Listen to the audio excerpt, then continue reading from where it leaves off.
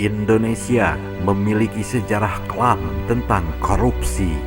Banyak para pelaku tindakan kejahatan korupsi ini yang tertangkap. Tapi banyak pula yang setelah tertangkap kemudian misterius. Entah menghilang kemana, seringkali pula ketika para koruptor ini tertangkap, sebelum dimeja hijaukan keburu lenyap seperti ditelan bumi. Padahal korupsi itu tindakan menyengsarakan rakyat karena uang yang dikorupsinya itu adalah uang negara, yaitu uang dari rakyat untuk kesejahteraan rakyat. Berikut ini 5 koruptor kakap dengan uang jarahan paling besar di Indonesia. David Nusawijaya, jabatan terakhir Direktur Utama Bank Umum Servitia, nilai korupsi 1,2 triliun rupiah. David Nusawijaya lahir di Jakarta 27 September 1961, adalah seorang pengusaha Indonesia. Ia adalah Direktur Utama Bank Umum Servitia dan merupakan terpidana dalam kasus korupsi bantuan likuiditas Bank Indonesia atau BLBI sejumlah 1,291 triliun rupiah. Pada tanggal 11 Maret 2002, Pengadilan Negeri Jakarta Barat menghukumnya 3 tahun penjara di tingkat banding. Pengadilan Tinggi Jakarta pada tanggal 21 Mei 2002 memvonisnya dengan 4 tahun penjara, disertai dengan denda dan pembayaran uang pengganti.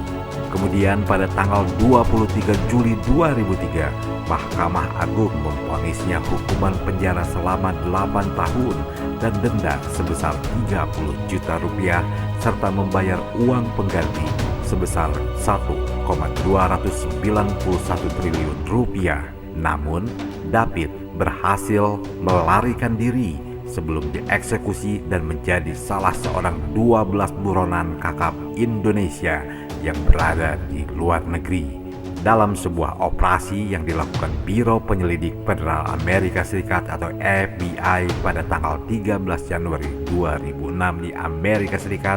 Ia berhasil ditangkap dan dikembalikan ke Indonesia.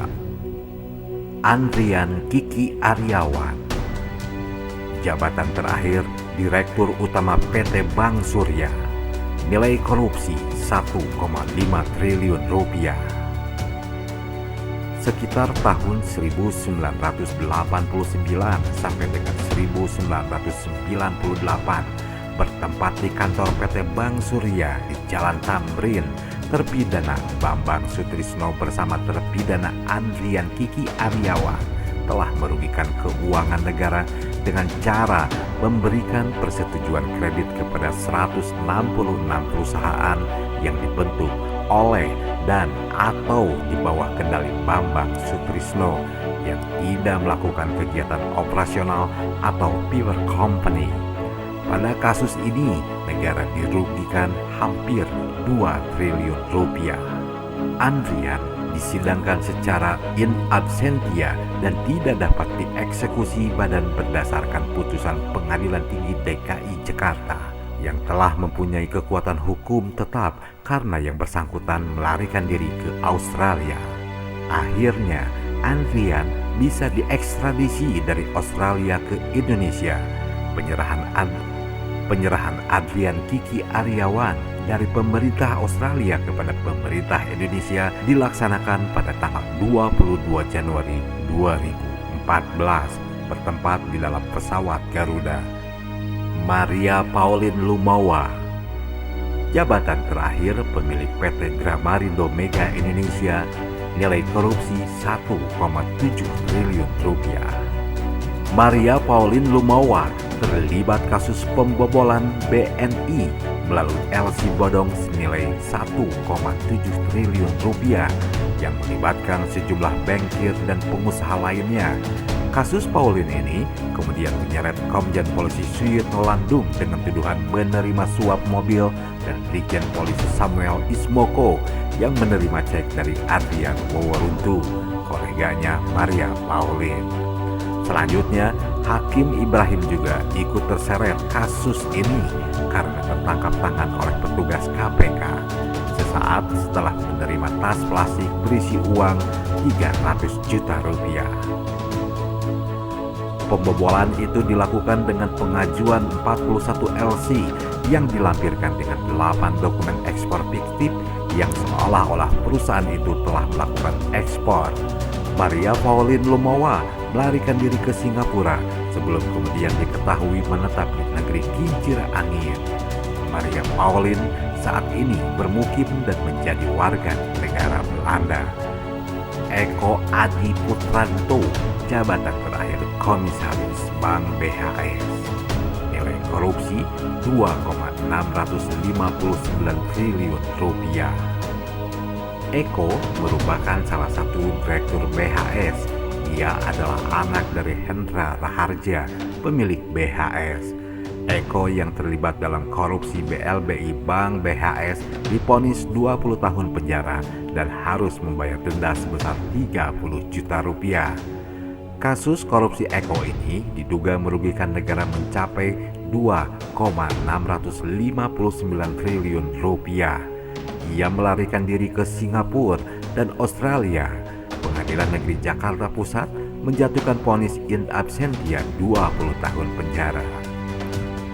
Modus yang dipakai dalam kejahatan korupsinya adalah pemberian kredit kepada perusahaan grup. Selain itu juga memberikan persetujuan untuk memberikan kredit kepada 28 lembaga pembiayaan yang ternyata merupakan rekayasa.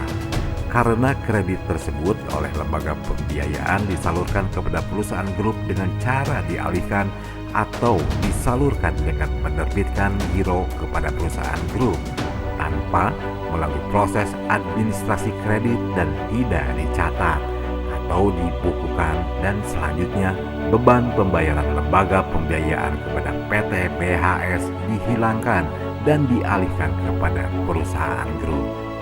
Eko Adi Putranto disidangkan secara in absentia, tidak dapat dieksekusi badan sesuai putusan Pengadilan Tinggi DKI Jakarta. Eko Adi Putranto melarikan diri yang posisi akhirnya berada di Australia Barat. Edi Tansil, jabatan terakhir pemilik Golden Gate Group, nilai korupsi 9 triliun rupiah. Edi Tansil adalah seorang pengusaha Indonesia keturunan Tionghoa yang melarikan diri dari penjara Lembaga Pemasyarakatan Cipinang, Jakarta pada tanggal 4 Mei 1996 saat tengah menjalani hukuman 20 tahun penjara karena terbukti menggelapkan uang sebesar 565 juta dolar Amerika Serikat atau sekitar 1,5 triliun rupiah dengan kurs saat itu yang didapatnya melalui kredit Bank Bapindo melalui grup perusahaan Golden Gate Group. Pengadilan Negeri Jakarta Pusat menghukum Edi Tansil 20 tahun penjara, denda 30 juta rupiah, membayar uang pengganti 500 miliar rupiah, dan membayar kerugian negara sebesar 1,3 triliun rupiah.